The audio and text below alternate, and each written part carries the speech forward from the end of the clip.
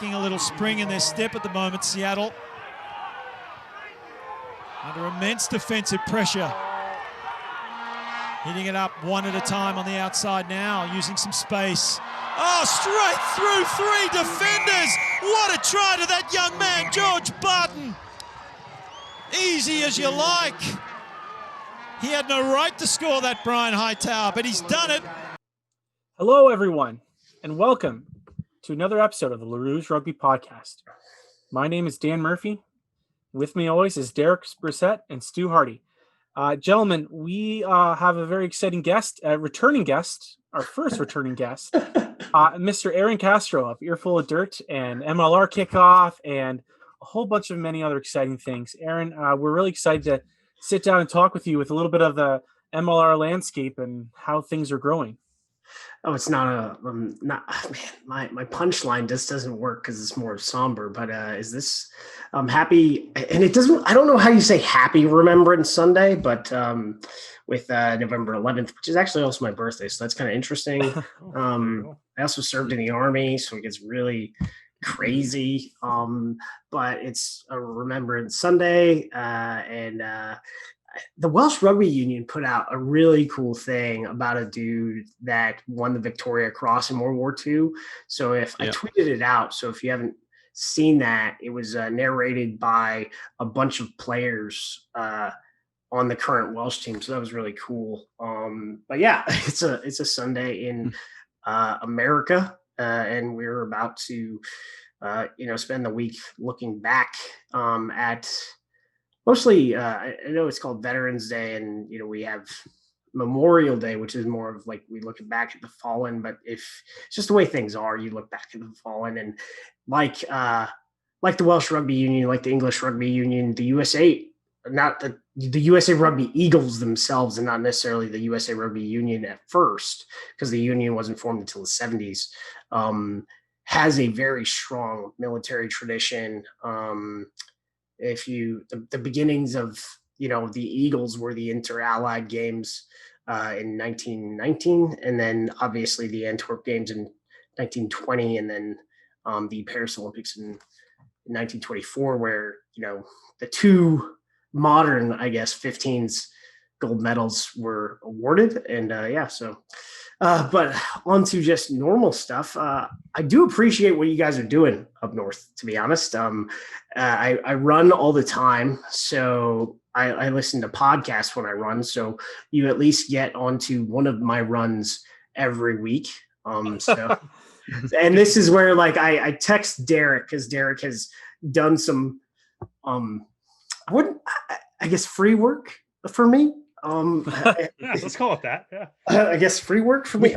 We hang out sometimes to talk about rugby. We hang out sometimes to talk about rugby, and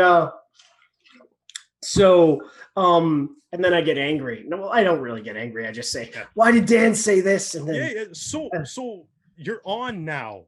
Like, the floor is yours. First question. Welcome to the podcast, Dan. All of Dan's opinions. Go. On everything. I thought the first thing was the first big one was the COVID one, and it was just like we just got to play. And I think one thing that if you whether it's grassroots or professional sports, you just you need to. I think rugby is in for the states in the US and for the provinces in Canada that just didn't allow rugby back. I think, Manitoba could have just played rugby. They didn't need to stop because they had almost no cases, right? And there's a couple spots like Newfoundland got a little bit of a season. Yeah, they got a little bit of season, but I wouldn't put Manitoba's kind of a tire fire right now. Their cases are just absolutely out of the. But one of the things because you've seen this, the RFU has completely canceled the league system for the year. Yeah. So I think the rugby that will be played, because it doesn't cancel rugby in general, but it just cancels the league system. So for amateur rugby, and one of the things we're seeing in the US is the various states that have allowed scholastic sport to occur. We're seeing rugby return, and the reason why I said I sort of hit out at that opinion is because we're such a small sport. And even if you go back to the UK, compared to soccer or football or whatever you want to call it, we're such a small sport. Even though the UK as a group of unions has the most rugby players of any of any IOC country. Like the number of rugby players in the UK with Wales and Northern Ireland and Scotland and England is more than, what is it? New Zealand, South Africa, and Australia combined, right? And way more than, I think, all of Rugby America's North. And because of that, because of just shutting things down where we're struggling, I think the game, at least here in the United States, is going to suffer a retraction, specifically because I think there are people, maybe I don't know about Canada because I haven't been following too much about what you guys do. I think what you guys do is probably the most news I get. And then I chat to Brian Ray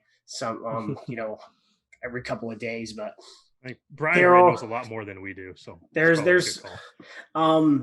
but there are some states where there are some coaches out there that I read from that just don't want to do anything, even though, my beef with that is a practical one. If every other sport is playing, tackle football, soccer, basketball, why is rugby not playing? Yeah. Because we're a niche sport. We're a niche within a niche, really. Yeah. I think I can only speak to what I know.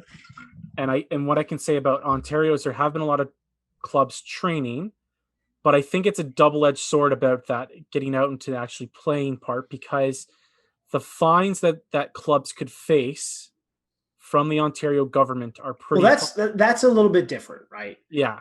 I'm saying mostly in the line of, if your state or your province, right, because we have provinces in Canada, says that grassroots can play, right, then rugby should be right there with whoever else is. Maybe, but you don't have to be the first one. But do not be the last, because people will not come back to the sport. Because I've been around rugby as a player and now sort of as a media person, or person that spends a lot of my own money to cover the Eagles. And it's just, we're so small that we are at risk. We need momentum is really what we need. And COVID's killing it. And this is, we're actually going to get to talk about maybe not momentum, but something that can generate momentum on this show. Thank you for hosting this and, just talking about it, because we're seeing a lot of cool things. Because you talked about clubs training. Not only are clubs training, but the Arrows have had guys training.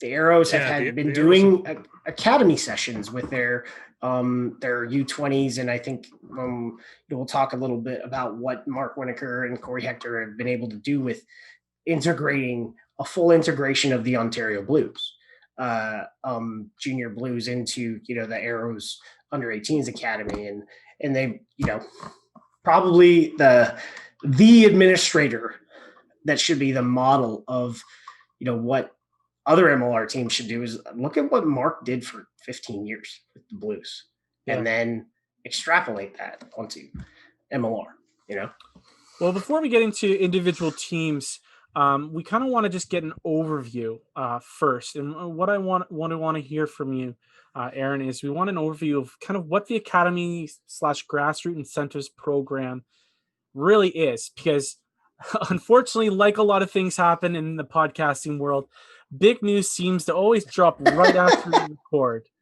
A popular Canadian podcast, the Steve Dangle podcast, which is mostly about the Toronto Maple Leafs and hockey as a whole. They always gripe about that. The latest signing, biggest injury, league news, especially during COVID, always seem to drop right after they record. And I feel like we kind of hit that point because MLR announced their Grassroots Development Incentive Program. So we can you give us kind of a quick little overview of what this program really can do for the sport in US and Canada? I think, if you look at, there have been teams that have been working with youth development and and U8 and age grade teams going down to, I think, mainly focusing on U18, but also having some U23 teams. The biggest thing is the game needs money, and not just at the professional level, but also at the grassroots level, because without money, rugby is actually a very expensive sport to play. A lot of people try to say, hey, all you need is boots and a ball. And well, if you look at to achieve top level status, you're talking about monies that are great, that are as high as soccer. So, as an age grade player. So the reality is in order to reduce that cost is you need more players, but you need someone subsidizing that. And you're going to get that in this grassroots development program that incentivizes teams to spend money in order to spend money. And by that, I mean is you have 3 different initiatives that are under the program, which are on the MLR website that it talks about. You have youth program. So basically, either depending on what area you are, maybe starting your own league. But I think most of the areas that MLR teams are in, you don't really need to start your own league. But part of that it talks about in the grassroots initiative is sponsoring and funding the local area union. So in a lot of places, the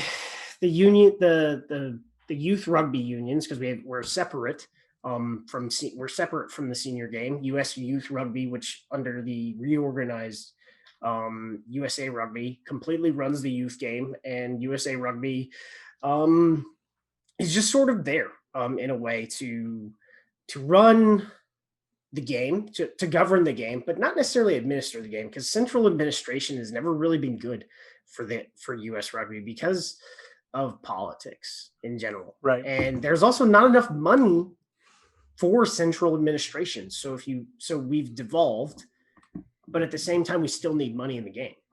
And so if you are currently in an MLR market, there are 13.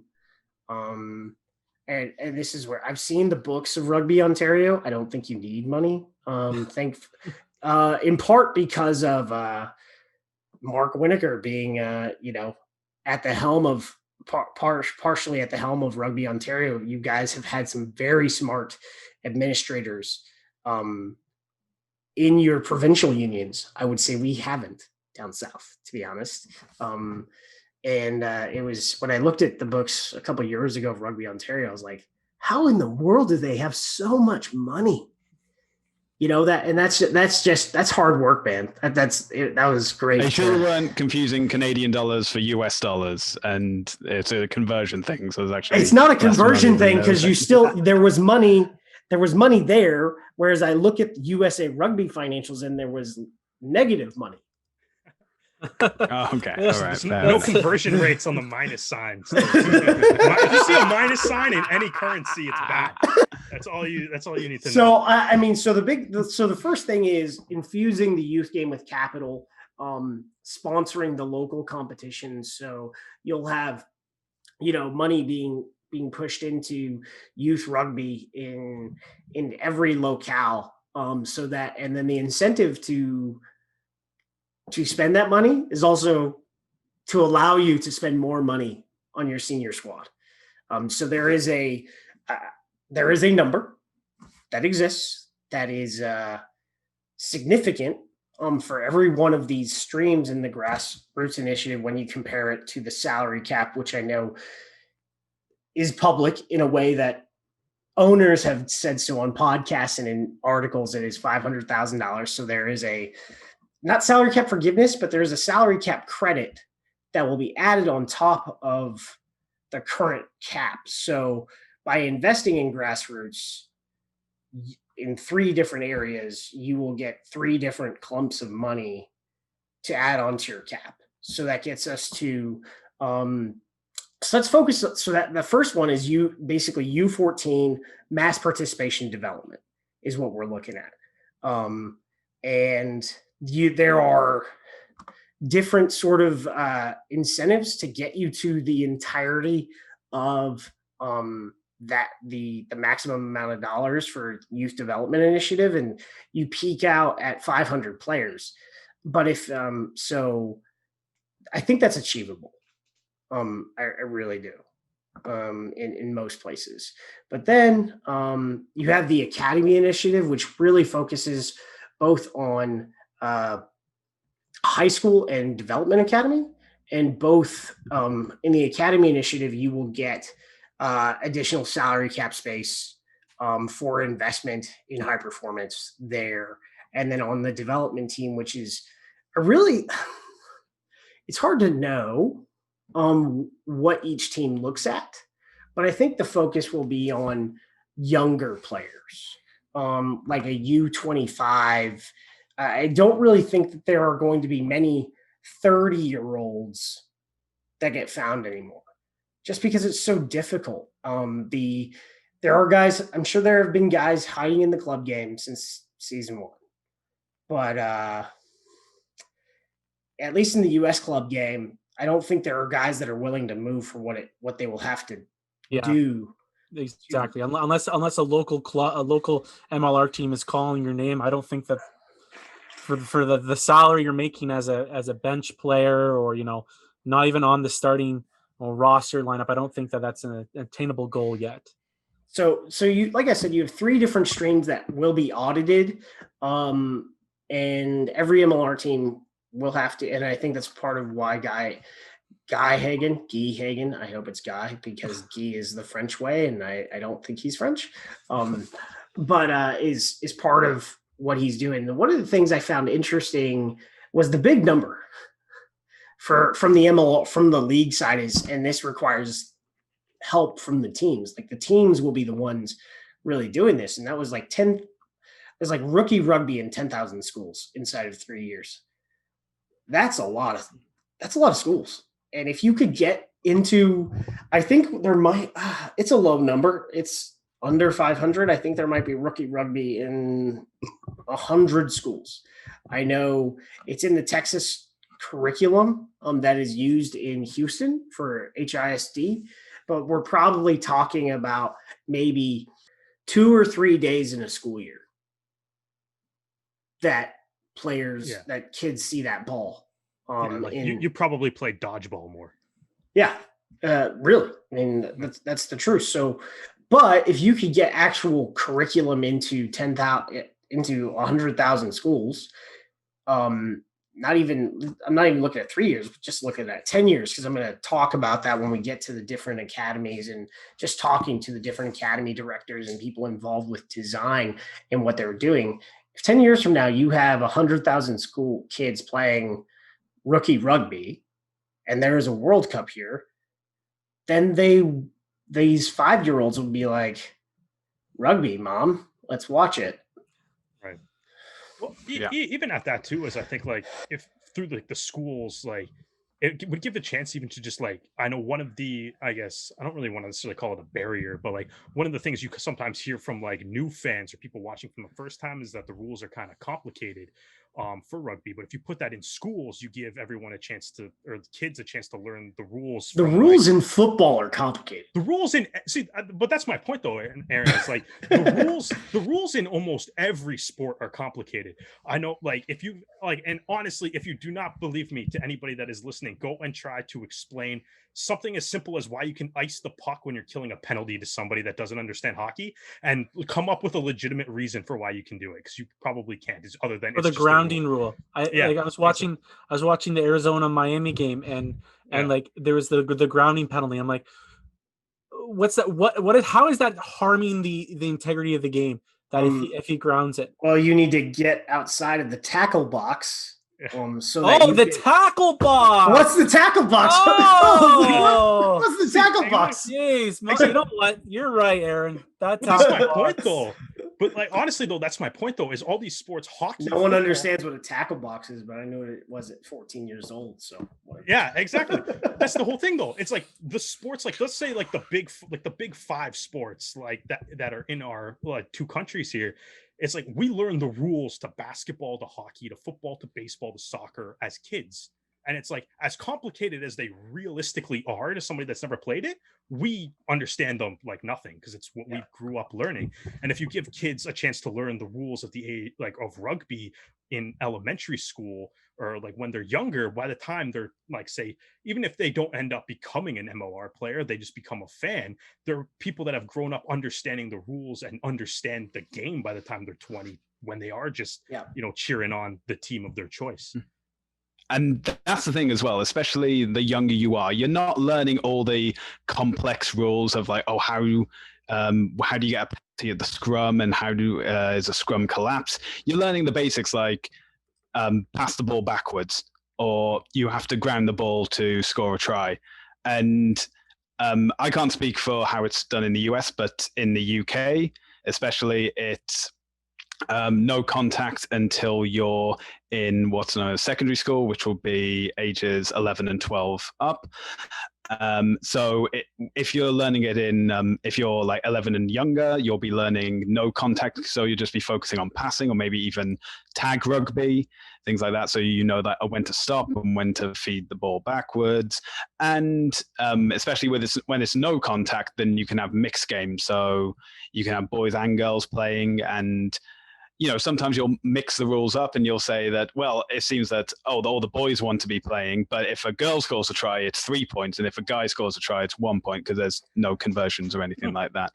But that encourages more people to get involved in playing, or another rule will be you have to pass 5 times before you can score a try. So you can't just have like the quick kid who will grow up to either be a scrum half or a winger, grab it and then run down to the other end of the pitch and score a try.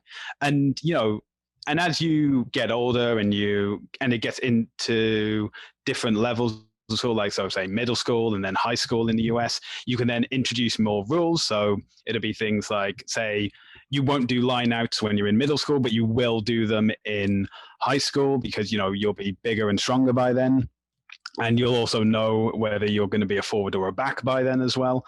So, I think obviously the younger you start learning these, even just the basics, the easier it can be implemented. And hopefully if the US or North America gets a World Cup in the 2030s, then by that time MLR will have done the groundwork that this won't become like a recurring issue. I would say the only thing is, it's like we have girls playing tackle football here. If you look at our women's team for the Eagles, if women's sevens, Kirsty Kirsch was playing tackle football until I think she was 11 years old. And she was, she's pretty insane, right? Like she's a great player. Emily Henrik on the women's Eagles, she was the M.A. Sorensen Award winner a year ago, not 2 years ago, but almost a long time ago now. It's been COVID, that girl, I think she played tackle football until she was 11 or 12. And it's not really about weight. It's just, people have different times, and, that young woman went to Dartmouth to play varsity rugby. So I think at the younger ages, I would say up to U10, there is almost no reason to segregate unless you just have a lot of girls and a lot of boys.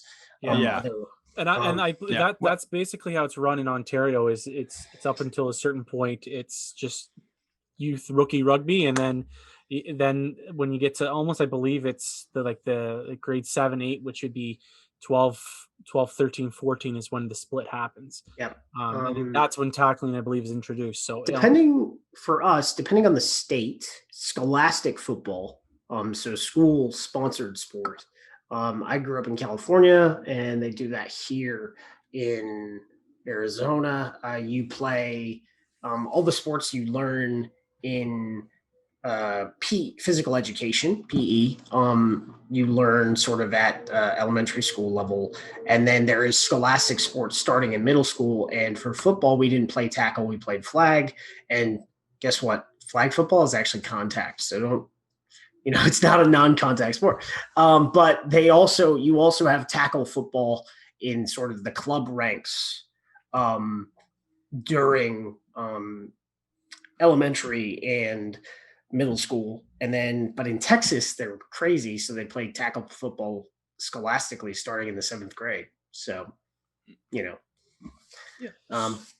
So we're going to move on now, but we're going to stick with this a little bit because, on this podcast, we've talked about what would be the creative solution that MLR would come up with if they were going to continue with both the academy program and with the draft, because you would be running into a situation where a team would, spend all their money in working with a player, and that player would spend all of their money running through the camps with that team, only to then be drafted by a rival. So they came with a homegrown player designation, and I would just like you, Aaron, to kind of dive a little bit more into it, because it's actually a pretty intuitive idea. So if you listen to Brandon Sparks, which we had him on MLR Kickoff the last episode, and got to talk with, and I think I got to chat with Scott Lawrence today, general manager and head coach of Rugby ATL. And there is a homegrown player designation, but it's more like the MLS on the, like, for what I would say is a U23 player, because basically with the way the draft system works now, it's sort of like baseball. Well, it's not sort of like baseball. I would say it only pertains to college, and players who come through an academy at 18 and choose not to go to college and is good enough can be tagged by their team and given the homegrown player designation for a year. And they either, if they don't go to college and they're in that development squad for the seniors, the MLR team has the chance to sign them within 12 months of getting that tab. And then if they don't get signed within that 12 months, they can be assignable to other teams. So it's U18 players. There is also a homegrown player designation as it pertains to a college age player. But I think for the most part, that is going to, like, I know, Derek, you said on the last episode, I think this is going to work like the MLS draft. That if the player, because Scott has said, go to college. Brandon Sparks has said, go to college. Tom Kinley of New England, who is a big part of their recruitment analysis, and everyone wears multiple hats in MLR, so it's really hard to give him a title. It's a part of rugby guy. A lot of the teams we've talked to on MLR Kickoff, collegiate rugby is a part of their pathway. The reality is that developing players through academies isn't just for MLR, but it's just to raise the quality level of rugby in America in general. Because if you can get more players to a higher level that then proceed to college or junior college and continue through the development pipeline on the senior side, but more so with college, just university rugby, then that increases the quantity of high level players that can be drafted, which is a good thing.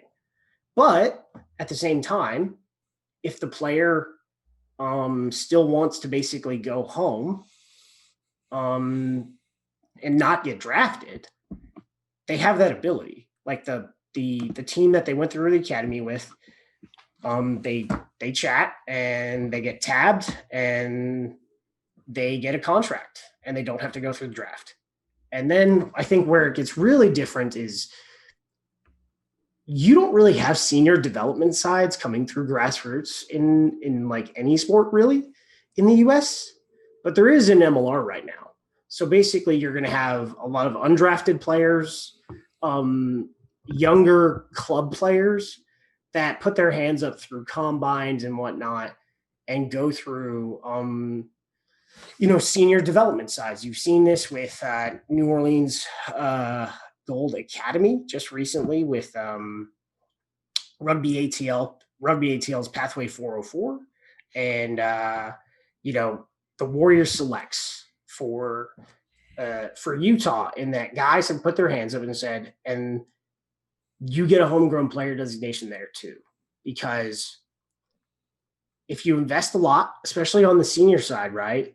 In a player, you're probably wanting them to just slide right over into the next season of MLR and play for you, right? Right.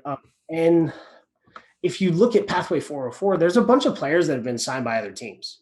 And at the end of the day, and I think Rugby ATL's opinion on this is ambivalent, is like, we only have so many slots on our senior team. And if another team wants that player, then we did our job.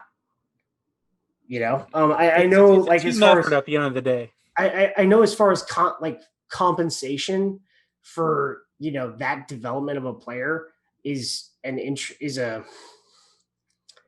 up for debate to an extent, but there's as far as I can tell, there's no trading of cap space. There may be some favors done to affect those changes, because there was a kid, Sidney Shoup, that has played scrum half for Pathway 404, that if I was Scott Lawrence, I mean, I would not be letting leave, and he's going to play for Austin. So, I mean, like, good for him. And there's a few other players that are going to play for Dallas as well.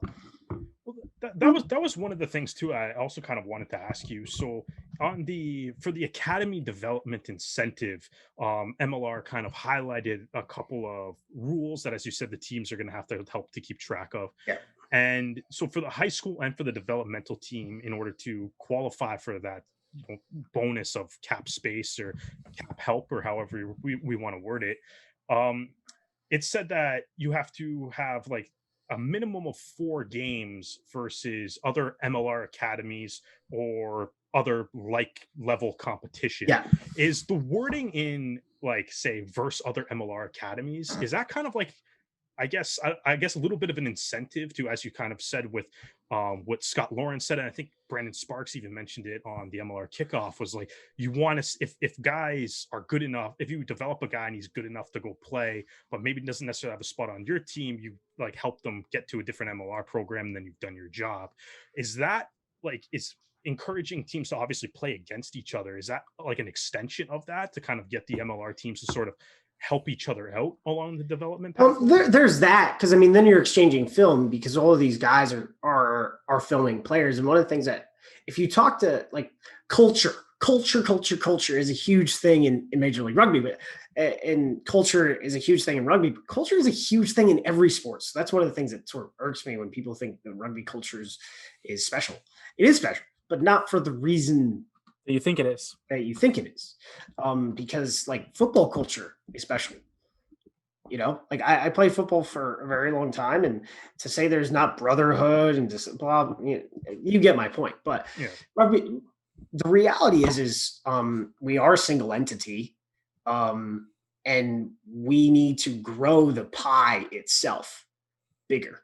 Like, that's it. And one of the things I think about, like, MLR like sides is more about quality, because if at the youth level and at the senior level, if the 4 games you play, you end up being really good, right? Like, the team is, and you just clobber whoever you play by 100-0.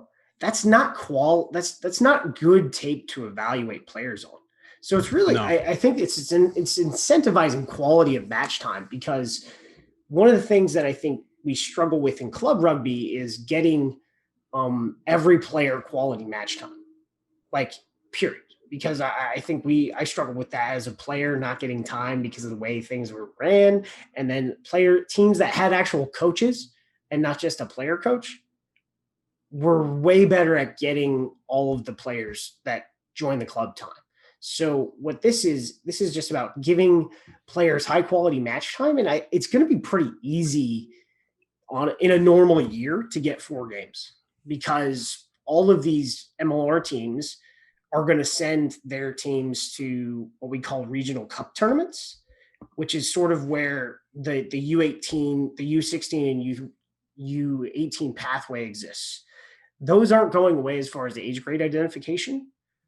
So you've seen this with not Rugby HCS, but with Houston. They had the Houston U18s went to regional cup tournament. The New Orleans Gold U18s went to a regional cup tournament. I think New England had a team in a regional cup tournament as well. So they're just adding more chances to the pie for young players to play at a higher level, I think.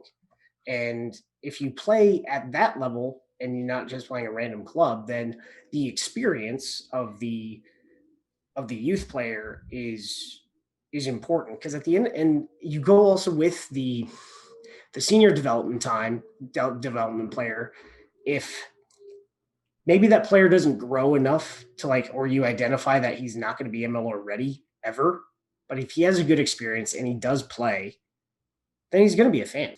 Well, yeah. Well, I think that goes back to even getting kids involved in it. Like I said, it's I am nowhere near good enough to play in the MLR.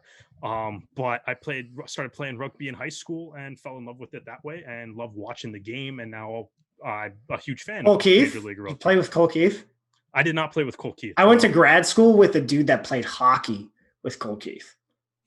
Oh, well, there you go. So, I mean, yeah, Canada's a small country, man. We all know everybody. His last name was Murphy, though. So maybe Dan's. My best man played on Queens with Kainoa Lloyd and Pat Lynott. I don't know about Lucas Rumble. I think Rumble graduated the year before Eli went there. So that's my pro rugby connection. I have a question for you, Aaron. Okay. It has to do with. Sorry for being verbose, though. So we have noticed already that some of the academy teams in 2020 have played each other, and some of them recently with Pathway 404 and the Utah Selects playing each other. My question to you is, with the border situation now, ignoring the flying piece of it, does the Arrows Academy stand to lose where their American counterparts are able to play against each other and actually play meaningful games and not just have to train? These teams are getting, real-time game playing experience, while the Arrows are only able to practice and run drills and run combines. So do you think that the Arrows are at a disadvantage currently with their playing situation? It depends. The Arrows that have all of the players that are in Canada right now were training pretty early on. They weren't playing games, obviously, but guys are getting fit and passing the ball around. Whereas there are some teams that have nobody in town. They're doing nothing.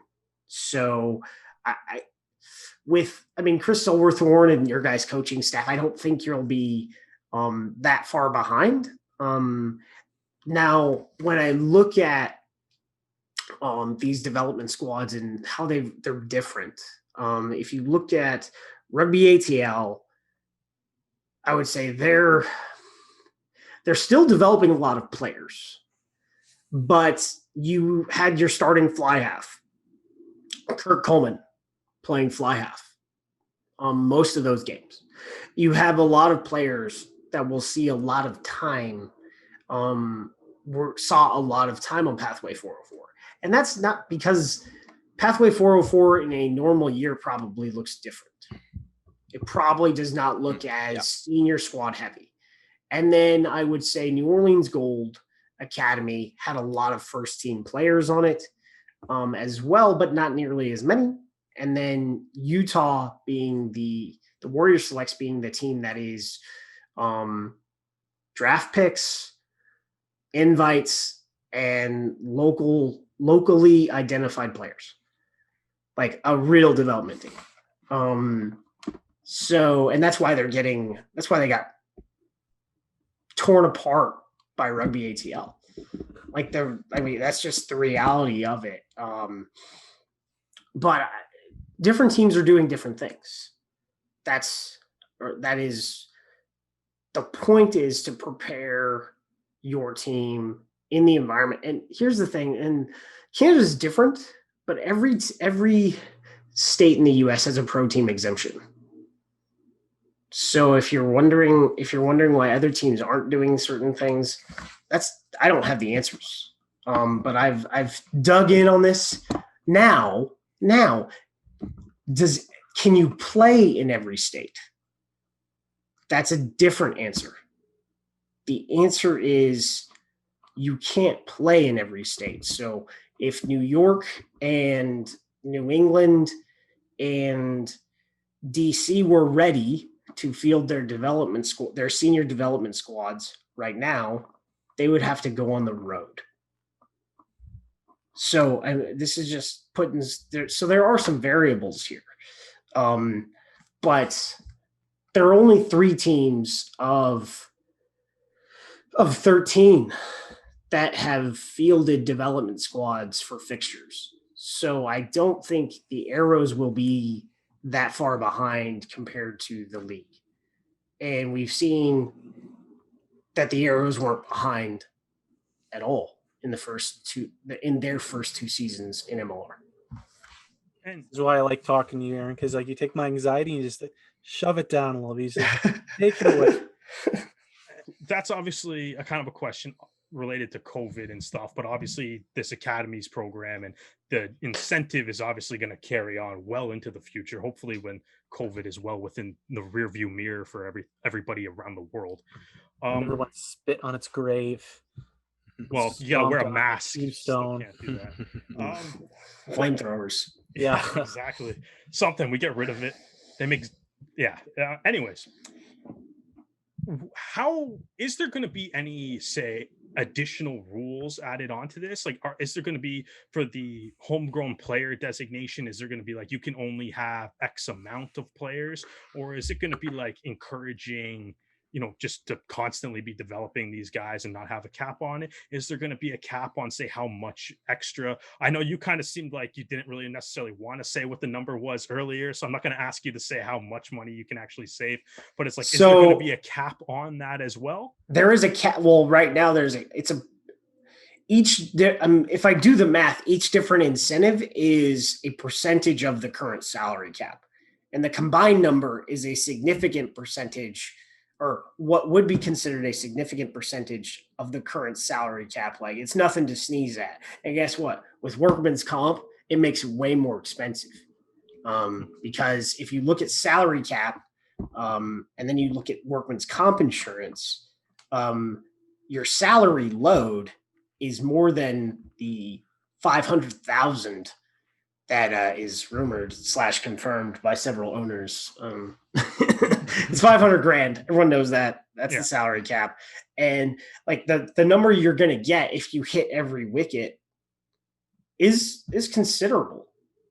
And then you have to spend the workman's comp insurance money for that as well. You got to spend a little bit of money to make the extra money. So that is it. But I guess the first part of that question too is like, is there going to be a cap on how many homegrown players you can have, or is the league going to limit that and say maybe you have to make a tough decision and one guy that you may really want to keep ends up having to go to the draft or something? Well, I think it's all based on, especially the college players. I think it's all based on, and not really the high school players that you tag with the homegrown player incentive. The homegrown player card or the senior players. It's the college players. It's going to be really about, has that player changed over has that player changed over the 3 to 4 years they've been in college? What do they want to do? Do they want to go home, or do they want to explore their options? And you see this in the MLS draft, you see players who don't want to take the academy exemption and return to their home team and still get drafted by the team whose academy they came through. So just because a player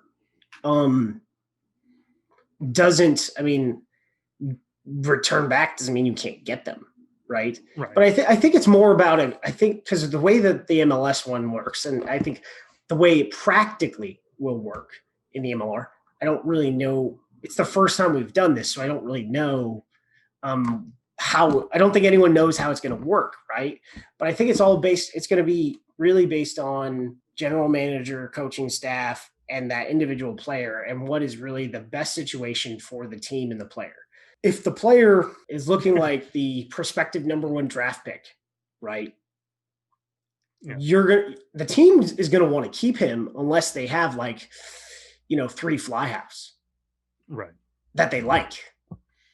So then they may let the player go and, test and go into the draft. So I think it gives the teams the incentive to continue developing collegiate players through U23 academies.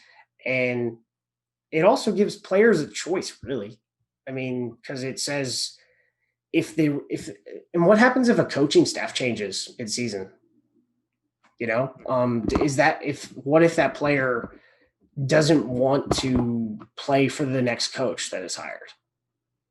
Because I've talked to a bunch of people. It's interesting how much player choice is in a centralized league.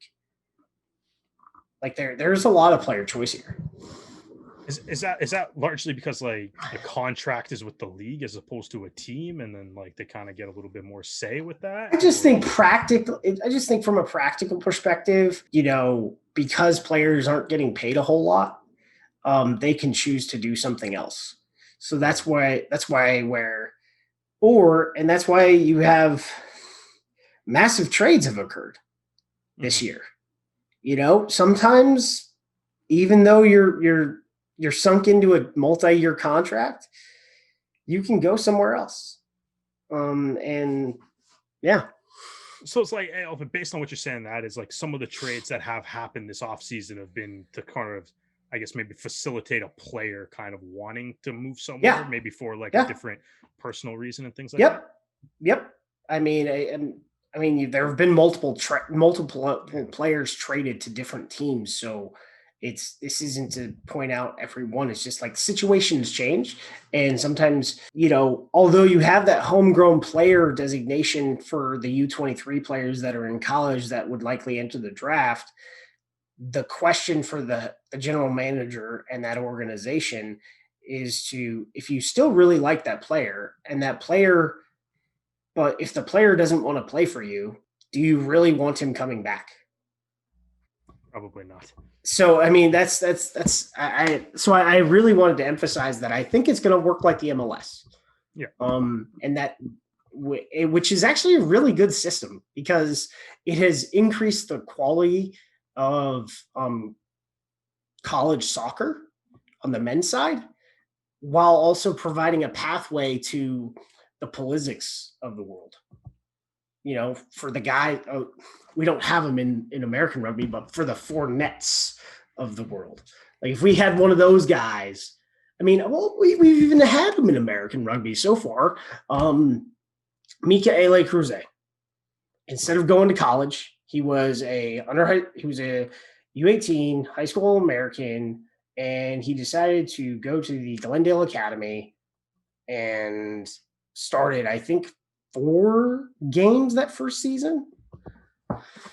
So there is a pathway for players who don't want to go to college and are good enough. We even had the Arrows had Avery Oideman playing as a 19-year-old, and then he went to school after playing half a season of and then he went to school in Cardiff, which is Welsh rugby mecca. If you play for the Blues, Cardiff, maybe not from the Valleys. He's at Cardiff Met, right, which is one of the top teams and top clubs in Bucks Super Rugby. Great competition, to be honest. Yeah, and hopefully he comes back and wears his little Toronto Arrows blue again. But maybe on to bigger things and stuff as well. So obviously it's beneficial for all MLR clubs to start these academies. I'm assuming that's part of the reason why the incentives are so big. I can assume, I don't know, but I can assume with some teams having had academies and investing in grassroots since day one, and some teams having invested $0 in grassroots since day one, that they create that the competition committee and the owners that are throwing money at grassroots were like, we know that we need grassroots program in every city. So what can we incentivize our ownership groups to do that? Because that's part of the long-term plan, and we'll get to that with some of these teams.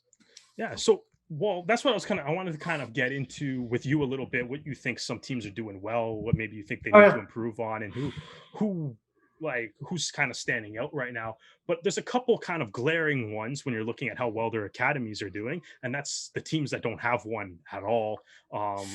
So Seattle, LA, Dallas, they're all kind of new, but like what do those teams have to do in order to actually start an academy now? I mean, the first initiative I think that's easy to do is to sponsor the local youth competition, right?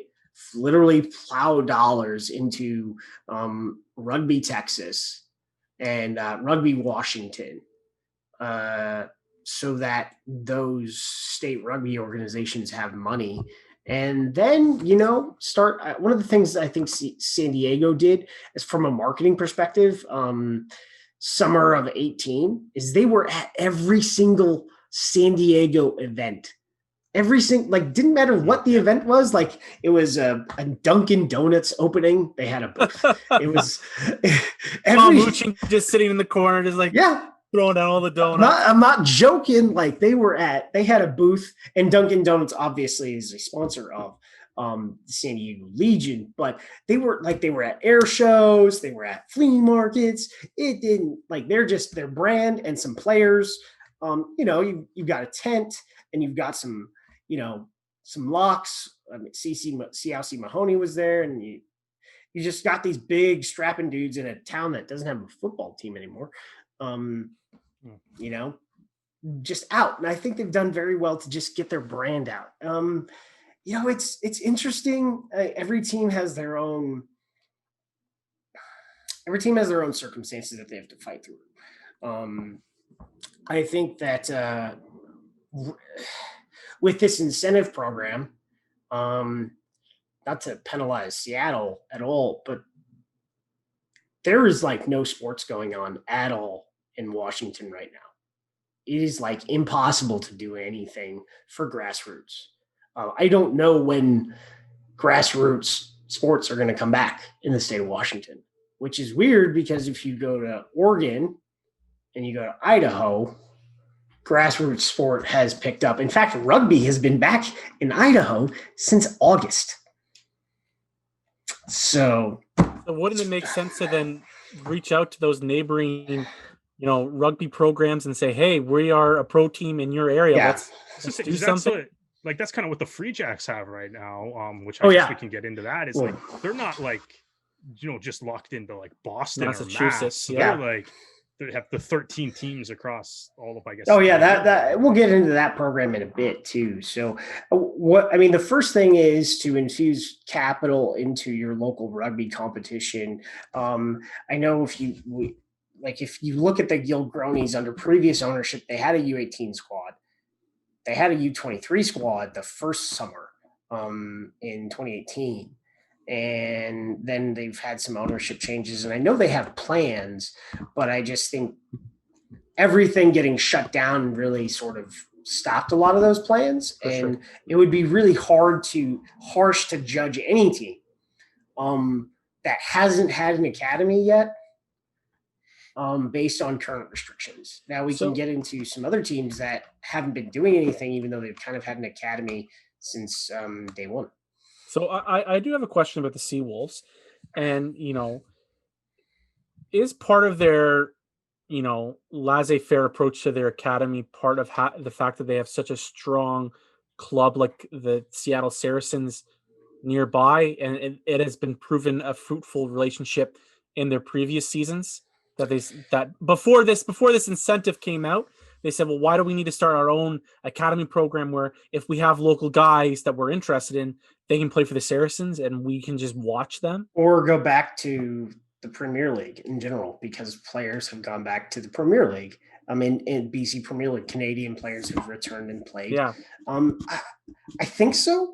I don't know. I think, especially in year one, they had so many players come through what I think is still the best amateur competition in the country. Not the country, but the continent of North America.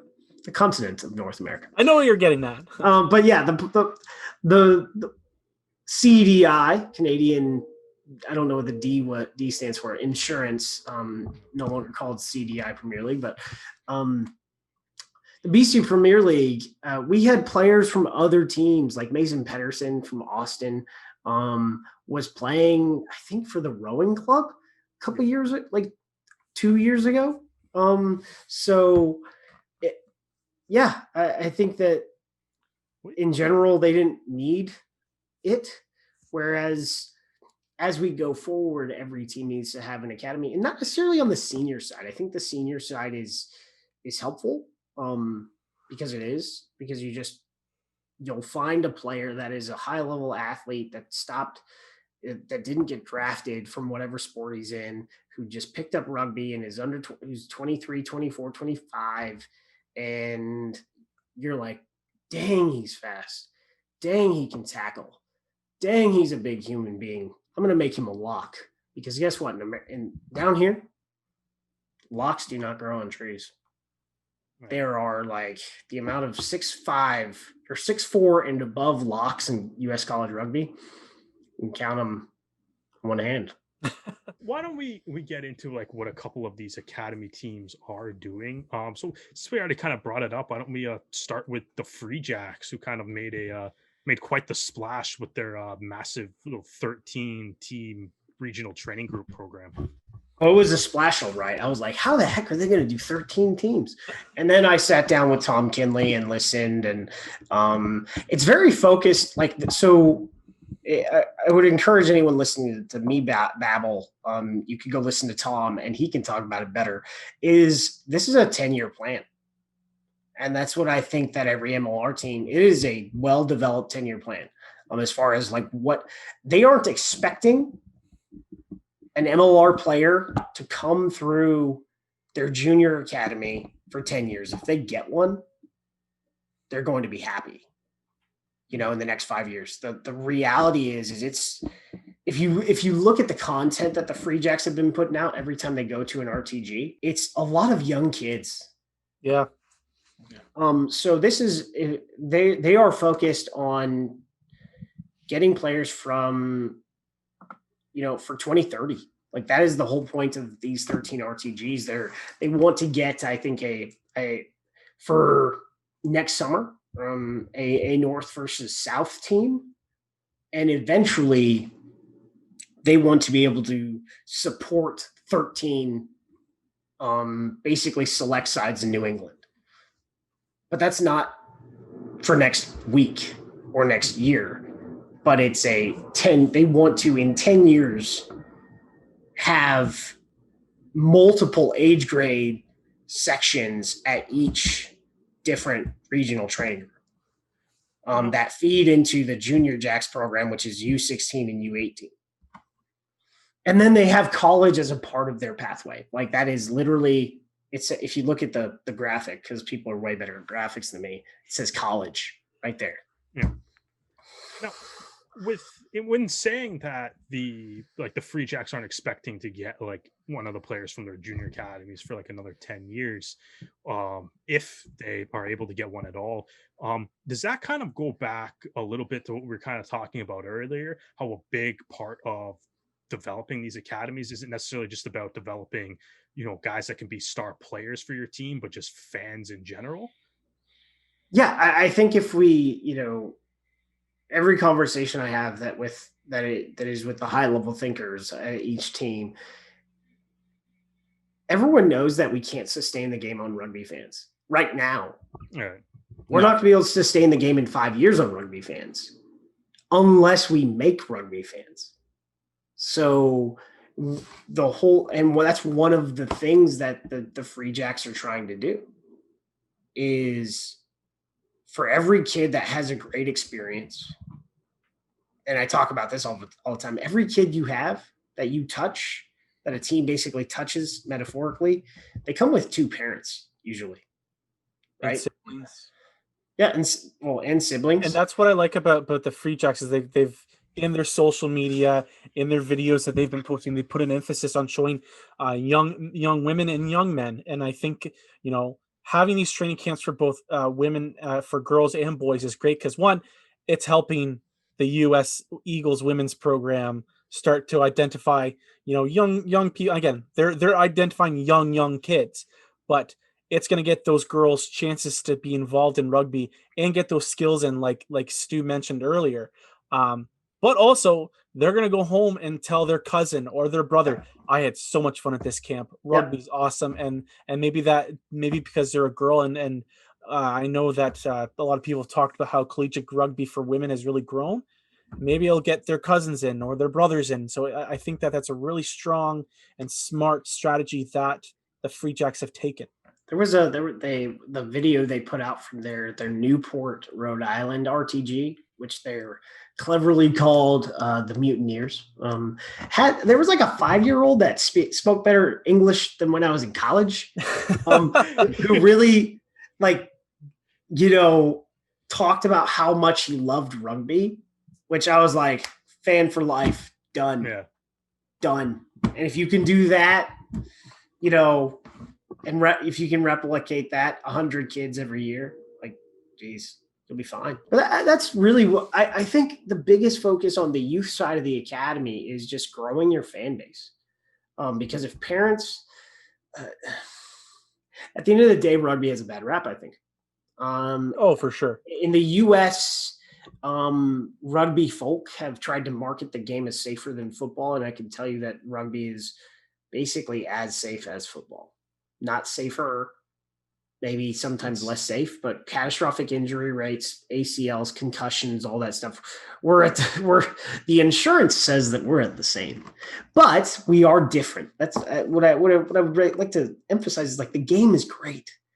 Just the game itself sells the game. And when you can get the youth, if every team had 500 kids in their youth program, where you keep the costs minimal, real minimal, under $200 a year, right?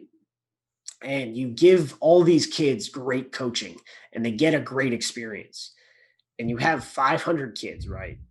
And you said maybe they have a sibling, maybe they have a cousin, but if you get 500 kids in your youth program, most of them are going to have 2 parents. Maybe some of them have a sister or brother. So you could have conceivably 1,200 to 1,500 extra fans a year because they participated in your youth program. Yeah, in the State of the League video, George Killebrew did mention that their focus was going to be on children and said that of 5,000 tickets every rugby weekend, the first people that should be buying them are kids. Now, obviously, what he means by that is the parents are buying them, but then obviously the parents have to go as well. And I think it's a very clever strategy. There, someone pointed out to me, and this was showing my age the other time, that all the English. You're only 22, man. Yeah, sure. That's what my fake ID says. But all the kids that were on the cusp of becoming teenagers when England won the World Cup are now approaching 30. So the kids that were about to be 13 are now approaching 30. And, you can say they made the World Cup final last year, and that's great progress. But we all know there's a difference. 3 a.m. 3 a.m.? Well, 3 a.m. for us, but it was about 8 a.m. in the UK. I was on coffee, and it was awful. Time zones are. Well, it was awful if you were an English fan in Toronto when they were watching the game. But I think as well is that the point that they were making is that so in the UK, the World Cup is shown on the BBC or ITV, as well as the Six Nations. But the domestic leagues like the Pro 14 or the Premiership are all on either Sky Sports or BT, which are subscription services. Well, tell ITV or the BBC to pay to compete and pay for the game. I mean, you pay that TV license, right? Yes, so then they should take your TV license money and pay for some sports rights instead of spending it on Love Island. Whoa, hey. Love Island is great. It is great. I was going to say, I've actually never watched an episode of Love Island in my life. What? So what are you talking about? What are you? Okay, Dan. Okay. All right. Before we go off on a tangent, I don't want to go into the politics of TV rights and licensing, but I'll just say the same thing as people say the same crap about MLR, and I was like, having been around and worked for the league for 3 years, I understand the rights thing now, and it is not to really go after like the Premiership or anyone. I would say that just getting into the room, getting in through the door to where not where they pay you rights, but where they just pay for production, so it doesn't cost you anything to be on TV is a whole different ballpark. Yeah. But the point I'm making is that the kids that were watching the 2003 World Cup final, that was one of the few times of a year, especially if your family doesn't make enough money or doesn't have the luxury of buying a subscription service, because these aren't cheap in the UK. If you're with the wrong internet service provider or broadband provider, they can add up really quickly. But their point was saying that they'd been so focused on the 2003 victory that they weren't focusing on the kids that have watched the 2007 final or the 2011 quarterfinals or the 2015 let's not talk about it, that World Cup never happened, and now they're getting to 2019 and all the supporters that saw the 2003 final, if they've remained on the free access rugby, have only seen like the Six Nations, but they only know the English players that made the final. They don't know the young guys that are coming are the up and comers. And the Premiership obviously does have like feeder teams. I mean, if like the RFU quit talking about its chairperson Jason Leonard for the past 20 years, maybe people would know who the new players are. Yeah, exactly. But so the point I'm trying to make is that I think MLR have a very good long-term investment if they spend the money and invest in the kids and in like young players. Now, obviously, not every kid that comes along to the under 11s rugby camp is going to progress all the way to MLR or even the collegiate leagues, but like you said, to keep those kids interested and become fans, and will then, as you said, make them fans for life. And then they'll be able to tell their friends and they'll say like, oh, we had this great summer camp, but I preferred, I'm going to use the Ontario option here. It's like, oh, I prefer ice hockey. But, is that if I want to play a game on grass, I'll play rugby. And, if ice hockey never picks up, maybe I'll do rugby. Maybe I'll learn like how to rugby tackle on the ice. I don't know if that's legal, but I'm the Brit, so I can't be entirely certain. I mean, if you're an enforcer, that's all you do. I was gonna say the only thing wrong with what you did there, Stu, was you called it ice hockey, which is unacceptable in this nation. But hockey. I am proving just how British I am. That I have to make the designation of which hockey I'm talking about. So I would say that in the US, only this might get me shot. Only women play grass hockey, which we called field hockey. I would say the men that play grass hockey are very Irish and members of the GAA. Yeah. That's it. But so to ultimately go back to my point is that the investment, I think that focusing on getting children in the seats, in the crowd, will pay dividends. And I think that, like you said, not every team has a youth league set up, but that may be due to COVID at the moment, or in their states that they're not allowed to.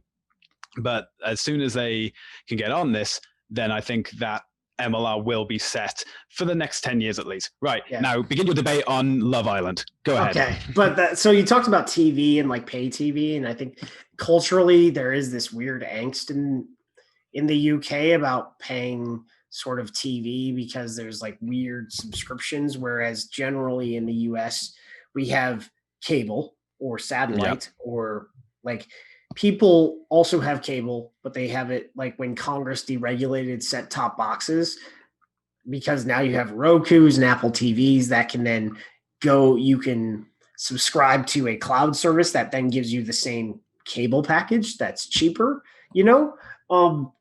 the moment I would say, like, one of the reasons why subscriptions, and this is a real tangent, dropped for like DirecTV or your local cable provider is because Congress deregulated set-top boxes. Like, that's it. Like, that's what changed subscriptions for ESPN and whatnot. But as far as TV is concerned, if you look at MLR and people complained about ESPN Plus, if you were in an MLR market, almost every MLR market had their games on free linear television, not on cable. Like, so the home team was always on free TV, which is what you need. Insane. The fact, so like MLR, as far as just a rugby entity in the United States that has gotten rugby on television, has made the sport way more accessible than, like, everyone talks about the Eagles need to be on free TV. I'm like, do people, has anyone played club rugby? Like, I would say, having played club rugby, having been one of the 30,000 adults that play club rugby, I would say under 20% of those that play club rugby know what the Eagles are. That's the problem. Right. Yeah. So is that like, I guess that's kind of what this is, though, because that's also, if you're saying that like under 20% of the people in the country that actually play rugby know what the Eagles are, to me, from that statement, that sounds like a bit of a marketing issue. Oh, it is. I mean, it is purely a marketing issue, but it's also a cultural issue, like connecting the grassroots to the provincial system, which we got rid of for whatever reason. We had a provincial system, and then connecting that to the Eagles. I would say there were probably more Eagles fans in the US in the 80s than there are now. Right. That's weird, right? Makes no sense. Yeah. But I would say that MLR has done a great job of making the sport accessible. Because for me, I mean, even if I wasn't getting some type of money to do some type of work with the league, I mean, you watch a bunch of games on ESPN Plus, you watch a bunch of games on the CBS Sports Network. Before 2017, I had to pay for like a $300 package to get any kind of rugby on DirecTV. That was like, and the Curry Cup would be on at weird times. And even though the thing said Aviva Premiership, the games would never be on. Yeah. So yeah, we've had that issue up here too. Yeah, the Zone has the rights to the Pro 14 and will show one game a weekend. So we've talked about the Free Jacks, and I think we'll talk about some of the other teams. I think, for the most part, the Arrows had a U23 Academy sort of launch and a U20 Academy sort of launch that was, I would say they were more relaunches when I think about them, because I could have sworn you guys had a U20 Academy in like season, like right after season one. You guys had we had in the senior academy that was running pre-COVID, but then it kind of just, once COVID started, like there were rosters for the West and the East named, and they ran their own camps, and that was all happening prior to the start of season 2 and a little bit at the start of the season, and then COVID hit, and then they stopped. Yeah, they had, like, I don't know the full details of it, but there was a schedule of some sort that they were actually going to play, and then the world shut down, so they didn't play that schedule. Yeah, so but they did have the plans. When it comes to like the Arrows Academy, I think like I mentioned earlier in the podcast, is with if you look at Mark Winneker's work when he was the GM of the Ontario Blues, and you dig into that system with the Junior Blues, and having a full-on partnership with Rugby Ontario and the Toronto Arrows, which previously there wasn't a full-on partnership. There was just a supporting relationship. Now we have a contractual relationship. Yeah.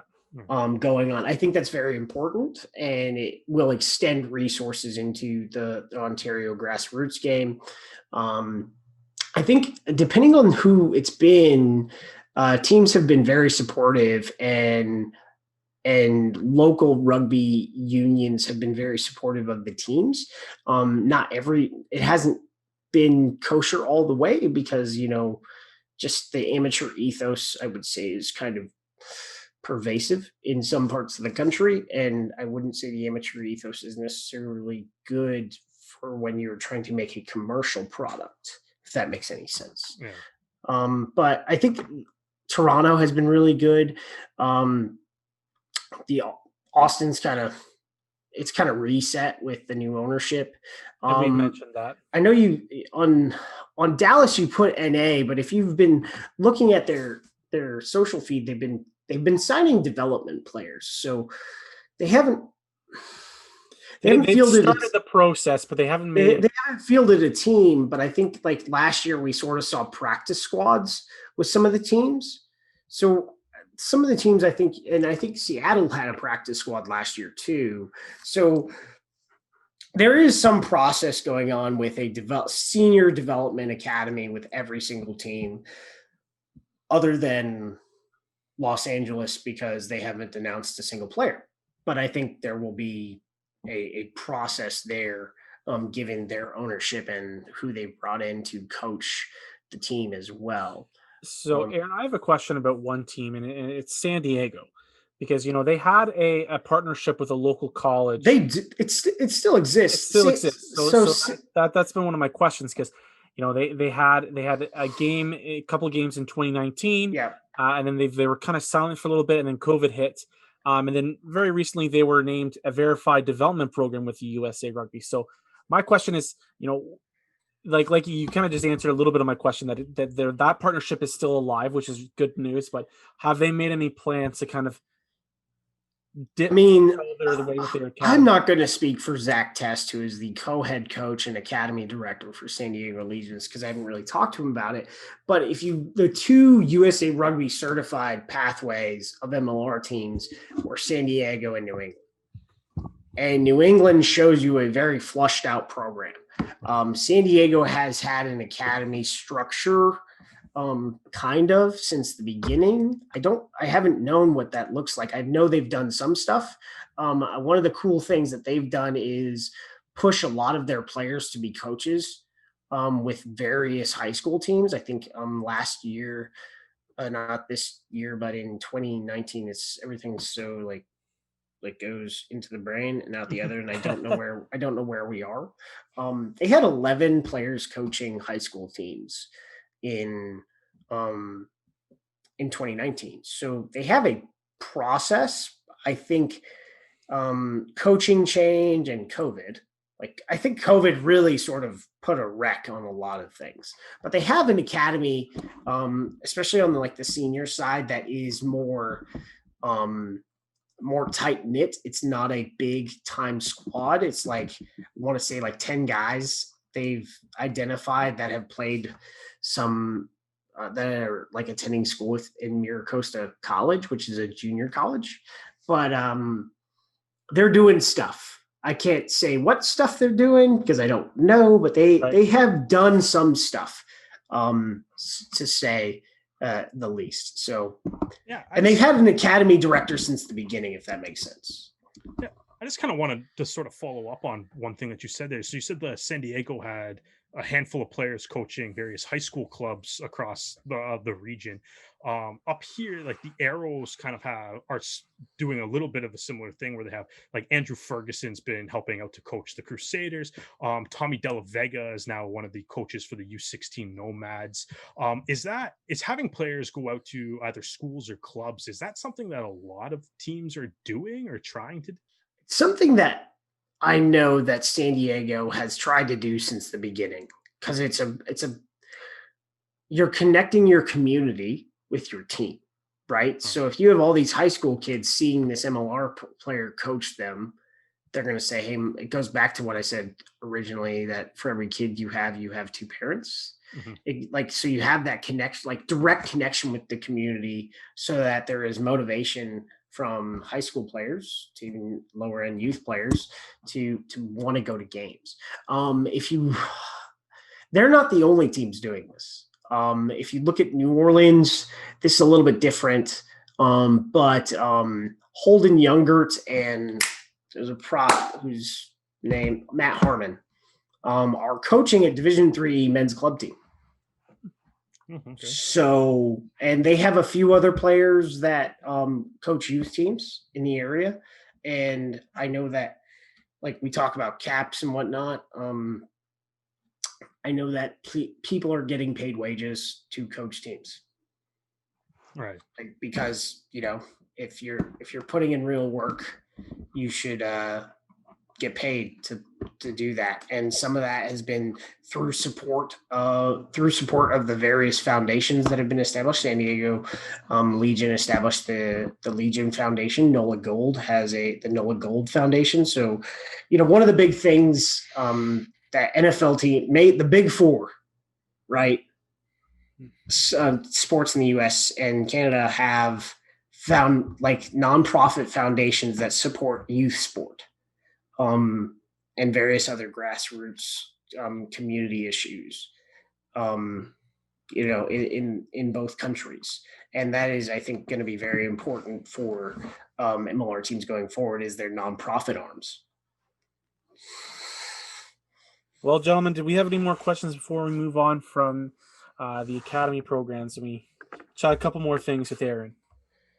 No, I think, I don't know. Like, is there anything we've talked about a little bit about a handful of these academies and stuff? Is there anything that another team is doing that you want to highlight before as like a positive before we move on? I think so. If you look at Old Glory and you look at Rugby ATL and you look at the New England and New York, they all have a senior like development team but some of them, because of the various laws right now, haven't been able to utilize their senior development team. I forget what they are called, but for New England, they have the Independents, which is a select side of club players. So that's your senior development squad. But because of what's going on with certain COVID restrictions, depending on the state you're in, youth sports can play, but senior sports can't. Right. So they haven't been able to like form teams to play. And then the same thing with New York and the same thing with DC, because DC has the Old Glory Selects, which are sponsored by they are the Capital Select, sponsored by Old Glory, and they sponsor both the men's and women's Capital Rugby Union Selects.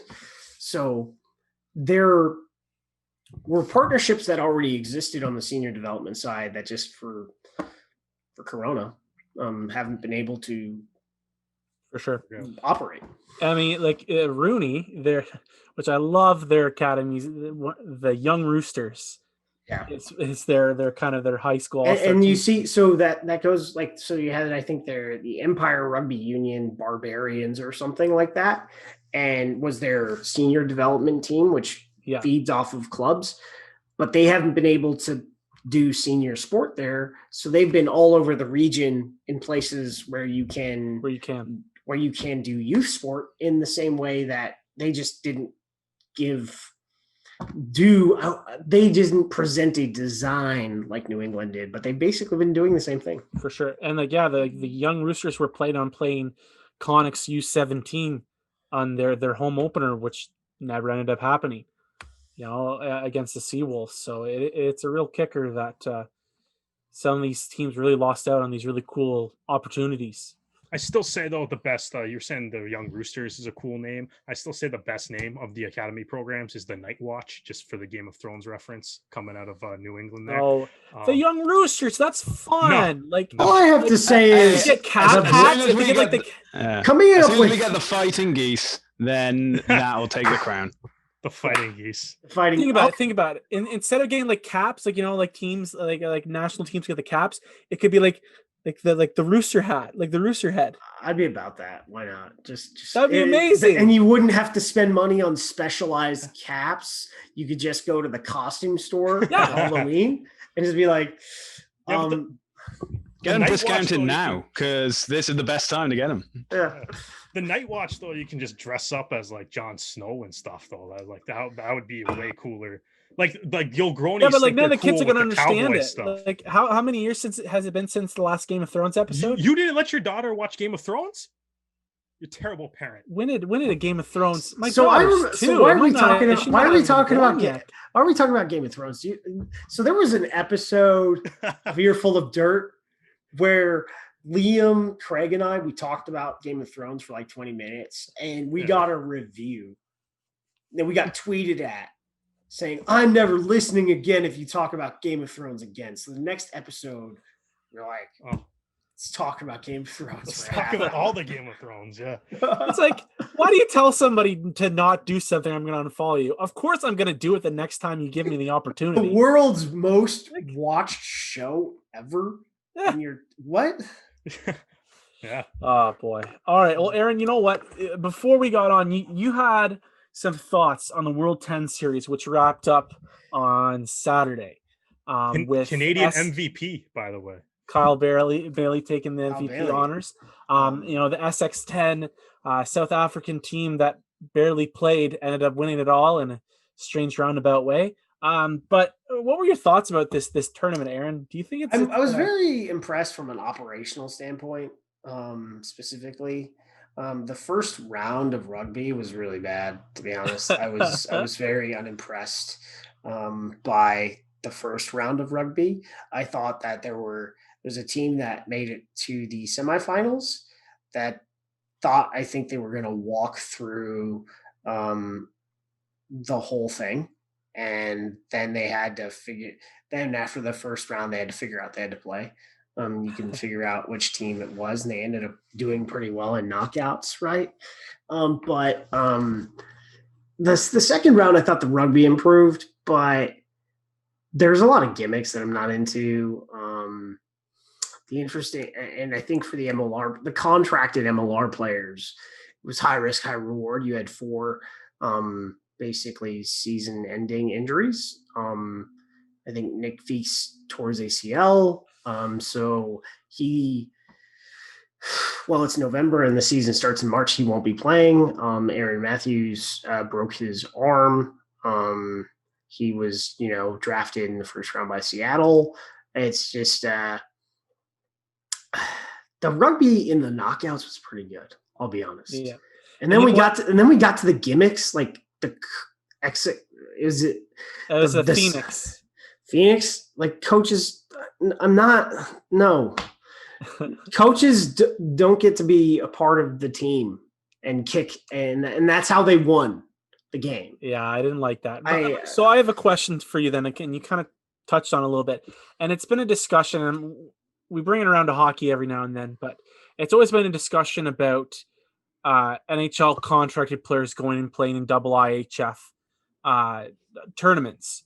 The high risk of, why would I send my best players to go play for Canada at the World Championships every year if they're just going to get hurt?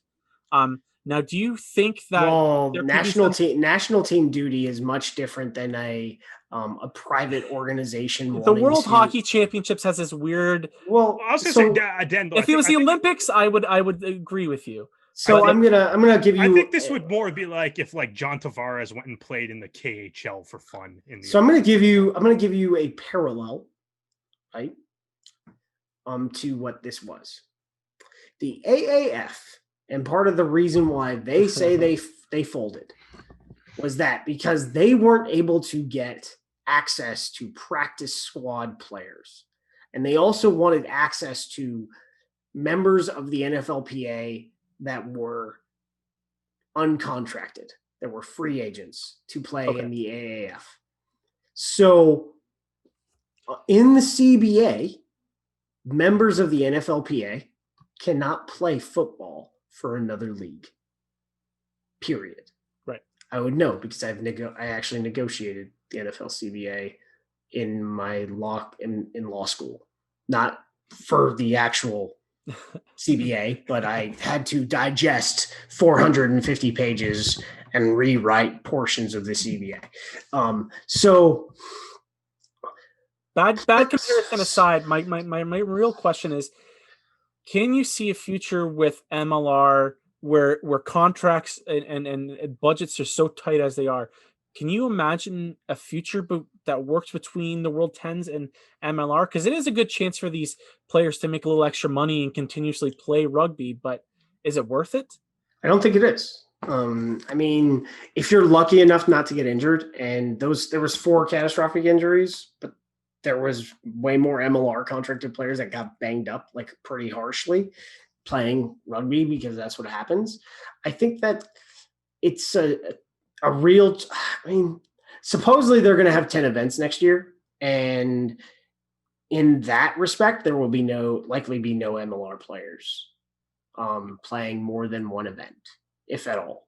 If it's the World 10s basically replaced the World Club 10s as an event, which was basically where professional clubs sent a roster of 10s players. Som Wuching played for the Harlequins at World Club 10s. It was in Martinique. So you're going to it's always in some tropical location, which was replicated by being in Barbados. Or no, Bermuda. Which was beautiful country, man. If you followed like all the MLR players on social media, it's like, I want to go cave swimming too, but I think it's a high risk, high reward. I think there will be some players that get asked and some teams that will release them. I know that some teams had the kumbaya with their players where they were like, we're going to release you, but this is what the conditions are. And the reality is that players that were released were no longer covered by their MLR insurance because they were enjoined from playing in another competition. So they were like, hey, you can go play, but we're not going to cover any medical expenses if you get hurt. And if you didn't get hurt, you got to go spend a month in Bermuda and you made like $4,000. Which isn't awful. And that's being very binary about it. And I know that like every player's situation is different. And some of these players that went, some of them can't do other work because they're foreign players and they got stuck here, Right. And so I'm not going to begrudge any player from going to play World 10s. I just think if they play more than one event next year in 10s, you're not going to see MLR players released for, 1 to 2 event series. You could see MLR players released. Do you think? But I think it's more of a scouting opportunity.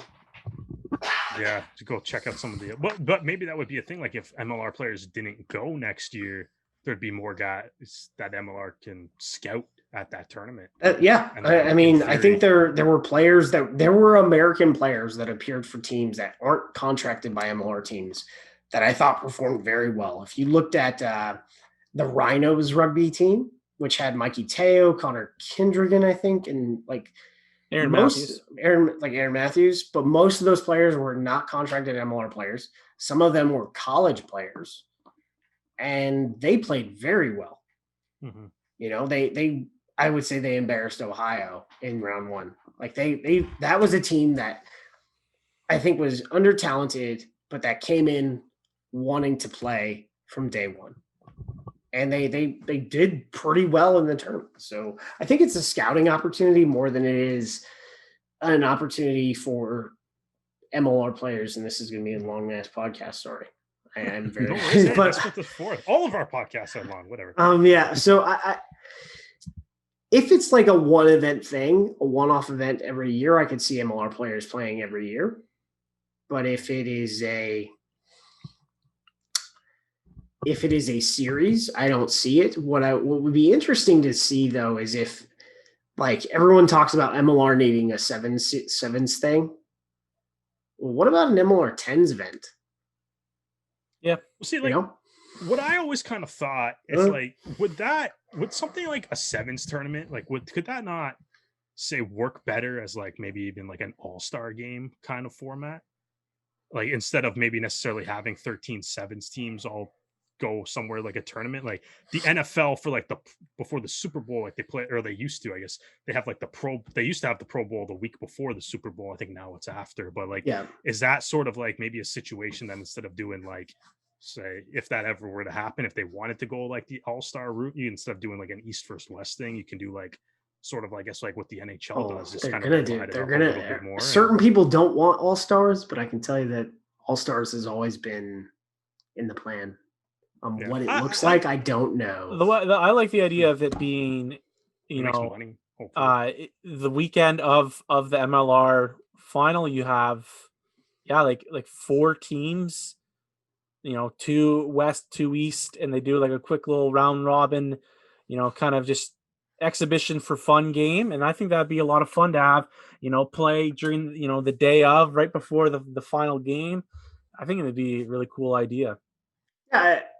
Because rugby is officially an open game, right? There's no separation between amateurs and professionals like you legitimately have in the United States. Like there's in every sport in the US, there's either amateurs or professionals. In fact, if you look at golf, like golf is insane when it comes to their amateur rules. Like you can't, if you play in a golf tournament, that has a prize purse, the prize purse itself cannot, like the first place check cannot exceed $500. Like just playing in the tournament, the check cannot exceed $500, right? The trophies that you get awarded, other than like the US Amateur and the NCAA finals, cannot be worth over $500. Like golf is really insane. Tennis is really insane too.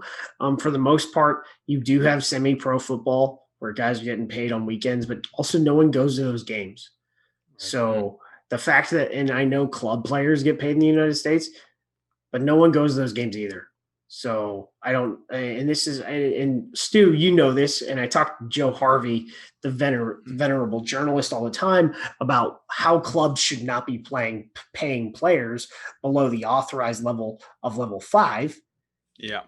And the author, and that's another tangent to talk about the organization of English rugby and why paying players is a horrible idea. You have international players from like Fiji and like Samoa, like playing in community rugby, making like $100,000.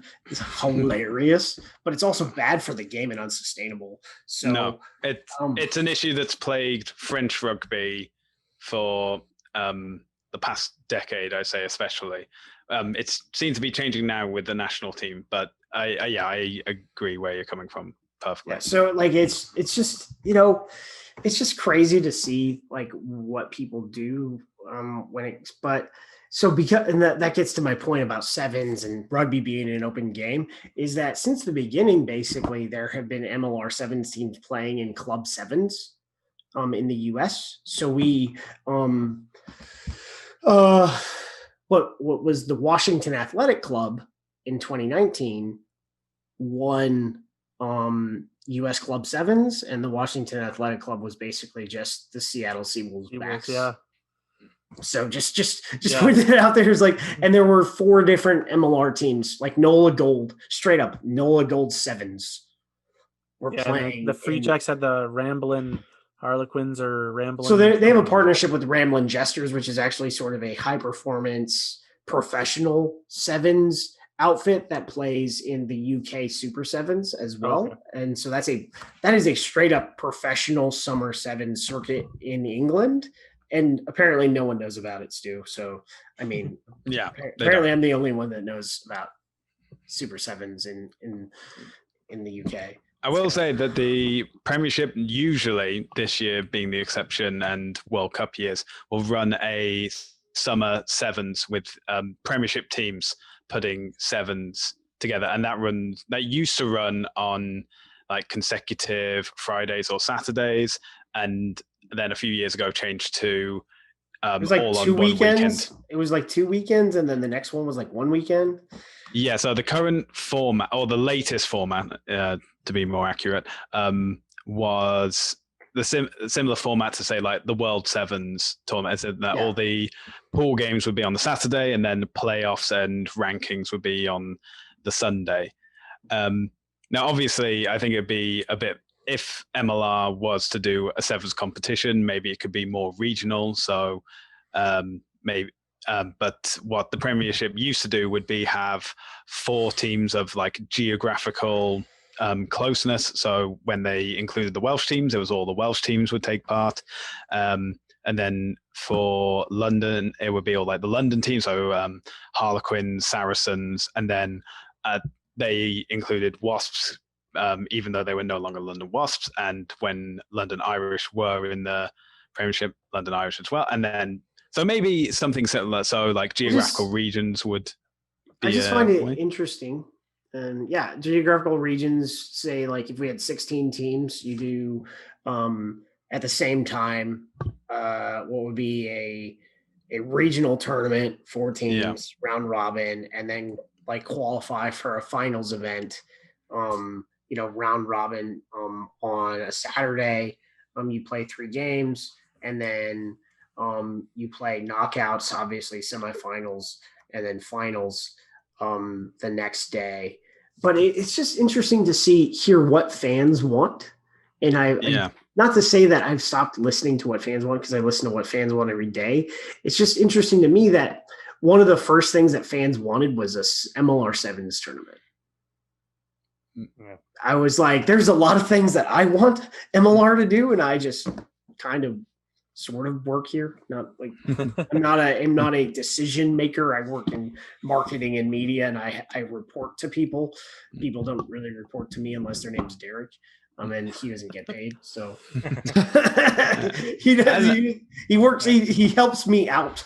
That Derek guy needs a better agent. I hear. Well, I can say that possibly one of the main reasons is because now we have sevens at the Olympics. Yeah, is that if there's a case of like, say every summer or summer sports period, you can say that the MLR sevens. So. And then this goes back to, getting kids interested in it so that when the Olympics comes around, I'm not going to say that those that are playing in the MLR sevens will also be playing for the Olympics, but they know the rules, they know it's a different format, they know it. And, just getting that continuity would I think there was the last Club USA Club Sevens there were 5 MLR-ish teams sort of associate or teams that had a bunch of MLR players on them. I would say it would be nice if all 13 teams participated in the Club 7 sort of championship and, did like, you could probably do this with regional qualifiers. You would have your MLR bracket that was at the same tournament. Or host the tournament. Host that tournament, that qualifying tournament for Club Sevens. You have your MLR bracket, and then you will also play your finals at Club Sevens as well. That is separate from the rest of the amateur clubs.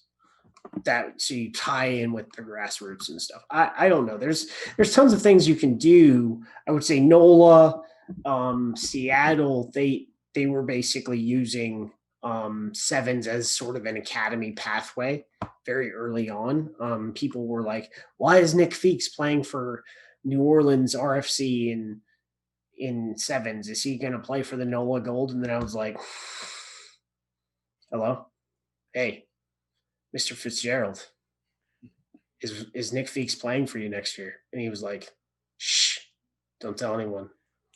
And then they announced Nick Feeks, and it was just, I don't know, it's just interesting for me to hear what fans want, and it's different to what I think will actually create more fans, if that makes sense. I think academy and grassroots development programs are going to create a lot of fans. Now it's a 10-20 year project, and that's what we all saw that Guardian article, I'm sure.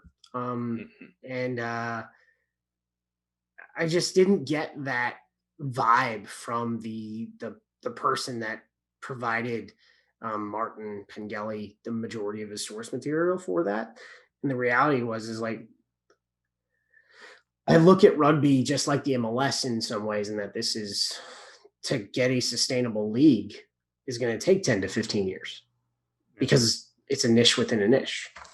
So I'll just kind of go off with one more question to kind of bring the whole conversation together, and then so that it's at least circular, right? Yeah, exactly. So it's circular. So we spent the majority of this talking about the academy programs, and then in our discussion about the 10 series, we kind of dove in. You and Stu kind of went back and forth on the idea of having like a club sevens competition.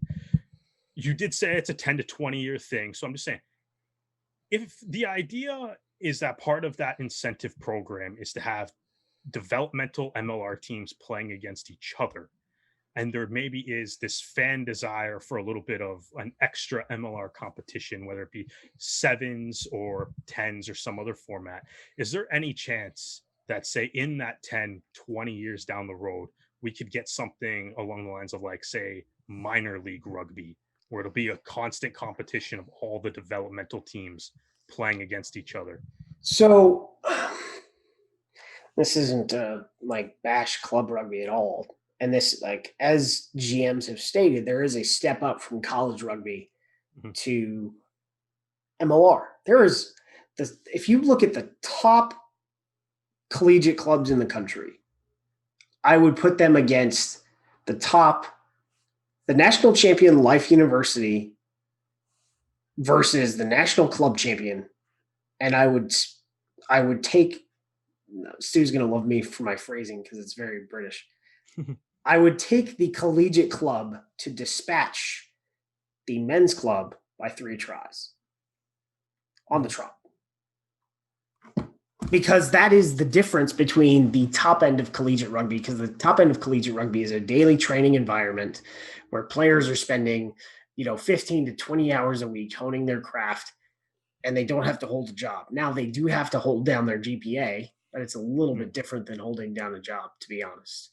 And yet, there is still a dramatic jump from the top end of these draft picks, right, that they will have to make in March.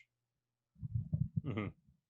So is there a need for another step then? And could you look at, I'm just calling it minor league rugby for lack of a better term, but is there, like you said, long time, 10, 20, 30 years down the road, is like minor league rugby going to be something that might be needed, especially if we're building these developmental academies, and maybe in 30 years? It's a long way down the road, but it's like if we're talking about doing an MLR sevens and things like that, I figure maybe I don't know about like a full-on flushed out minor league system, but I think if you look at the senior development teams 10 years from now, they won't be guys volunteering their time hoping to earn a contract. They will be guys that are contracted to the team trying to earn first team call-ups, and they will be in the best way to look at it is the A-League in the UK, where you have 23 players playing that some of them may get premiership time, but most of them are camp bodies. Camp bodies is NFL. Sorry. Most of these, like the guys who play in the A-League are really young, or they're camp bodies. That's the reality. And they get paid to do that. They are professionals. Yeah, again, it's very similar to how like the AHL and the NHL are compared. The AHL is full of guys that bump up and down throughout their career between the NHL and the AHL, and then young guys that aren't quite ready to make an impact in the NHL, so they leave them at the AHL to develop. And that's really what you see at the AHL level. And I think that's where MLR. I see the first step to basically minor league rugby is going to be an A-League type system. I think one of the things that that club rugby is struggling with now, since the MLR has existed for 3 years and change, is its place in the system. Because there's professional rugby, and you have some teams that have been well funded for a very long time that are struggling with no longer being the destination for Eagles players. And they some of them want the ability to have MLR players playing for them so that they can win trophies. So they want to move their club season. But why do you want MLR? I think if you align the club season, the senior club season specifically, with the MLR season, that gives you the ability to send MLR players down that aren't on a match sheet to play with their clubs. If they came from clubs, or they can join a new club for all it doesn't matter, but they can play with the clubs locally and create that attachment locally. And that way they get match time too. They still need to get 80 minutes in on a Saturday.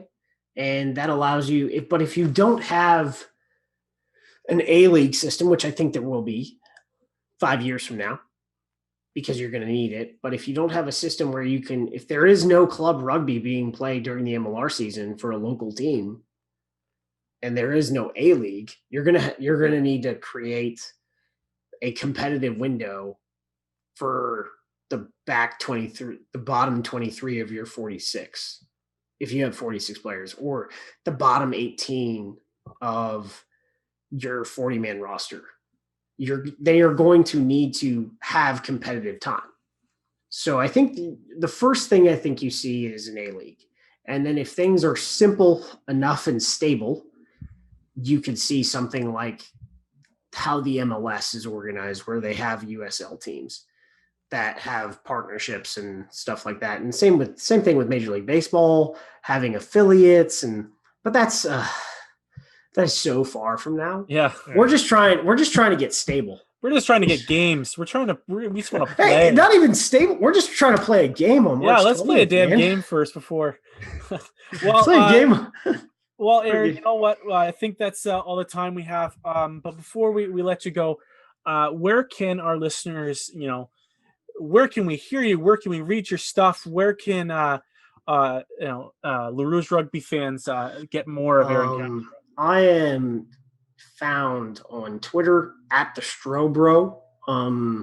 My Instagram is at the Strodog, but I mean, it's mostly like food and triathlon pictures. I don't think you'll be entertained by me on Instagram. But if you follow me on Twitter, I'm pretty good about like my feed basically having every MLR signing that is officially announced on it. So if I don't have to chase rumors anymore, which is kind of cool. I guess kind of part of the business that I guess I'm in is like chasing rumors just kind of sucks when it comes to player news, especially when I can actually call the person and be like, hey, dude, did you sign for this team? Or because I know, like, talk to the GM pretty often. Did you sign this person? He's like, where did you hear that from? No, we did not talk to that person. And then you find out that another team actually signed them. And we can talk about that after the show's up. But but yeah, so at the Strobro on Twitter, if you love Major League Rugby, I have usually all the latest signings on my Twitter feed. It's mostly that or American football related. Or I think when someone first mentioned is like, why is your Twitter feed like all ASU baseball? So if we have a college baseball season and you're wondering why there's just baseball on my Twitter feed for 50 tweets before there's an MLR tweet, I'm a season ticket holder at Arizona State, which I actually graduated from law school. Not a JD, but I did go to law school at ASU. So I guess forks up, But yeah, at the Strobro on Twitter, and I guess I'm in every MLR fan group, so you can sort of tag me. And if you don't like my opinion, you can we can have a discussion, I guess. I try not to get into those discussions anymore either, because we're all doing a lot of work trying to grow rugby in our own special way. So, which was the huge topic a couple before the Grassroots stuff is when DC chose a new venue. And right. I used to have opinions about venues. I don't anymore because I know the problems that teams Like there's a perfect venue if you wanted to put a team in Phoenix right now. Perfect venue. We could go there. But there are cities that don't have perfect venues. Okay, sure. So then you have plenty of venues that support a rugby pitch. But how many and this is what I tried to say on Twitter, how many venues support the size of a rugby pitch and also support adult entertainment? And by adult entertainment, I mean adult beverages. And that okay, all right.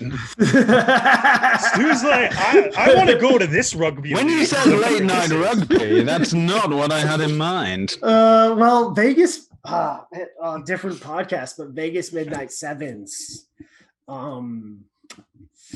Is this actual sevens or is this a euphemism for something else? So the Las Vegas RFC used to host a Midnight Sevens tournament, and because clubs don't shut down, you go to the clubs after the tournament was over that night. And obviously it's Vegas, so you can just imagine it, and it probably was worse. But yeah, it's thanks for having me on, guys. I just whenever I run and I hear Dan say some things, I hear Stu say some things, I'm like, Derek, why did you let them talk? That's because you know what? Here's the thing. It's like Derek follows just kind of a cool, calm, even line. And I'm like, you know what? I need to rattle him somehow. So I say something ridiculous to either get him fired up or for him to just ignore me. And sometimes it works really well and sometimes it doesn't. Yeah, I just think with, giving clubs, because we have the draft is a part of being North American. Yeah. And I think that's what a lot of rugby fans don't understand. Because why would you have a draft? Well, how cool was the draft though? Oh, it was great. I enjoyed it. And if you ask every MLR player that was drafted, oh my gosh, yeah. Then what was it? Brian Nault had 50 people at his house. Cole Zarconi had 50 people at his house. First pick. Oh, this is too many names run through my head. Derek understands when you have to scout 240 players on a weekend, it's impossible. So Connor Mooneyham had his family at his house, had a bunch of people from his soon-to-be wife. He wasn't married yet. He was married shortly after the draft, but soon-to-be wife's family over at his house. And that it was something people understood. Yeah, I think there's a couple things that it's just like we were talking about the All-Star game and stuff earlier. And I think that's something that North American fans are just kind of used to, even though if you don't necessarily see it in rugby around the world, but things like drafts and All-Star games are kind of common practice to North American sports fans. And if you do them well, they can be very entertaining for not just even diehard fans, but even casual fans if you're trying to get them into the sport. Yeah. So, and then for the grassroots development incentives and homegrown player initiatives, I'm just look at the MLS, and that is how it will really look.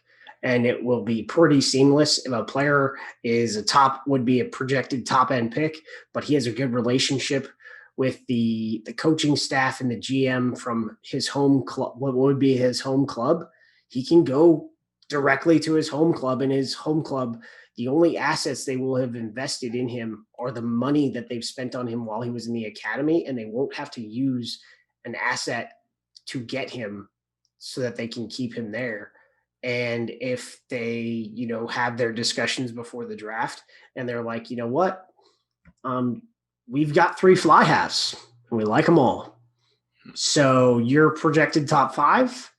You're going to get a chance to go play a lot of rugby, and you should enter the draft.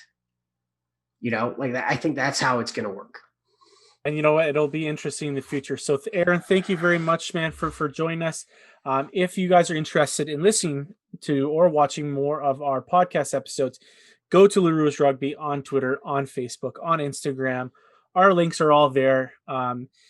everyone enjoy your week. I hope everyone takes the time. In Canada, it's on Wednesday. We have Remembrance Day. Talk to someone who's been part of the military service. I have strong roots with the military growing up in a military town. So everyone, please take the time to really remember what the lives and sacrifice were given for both our nations. And we will see you and hear from you all soon.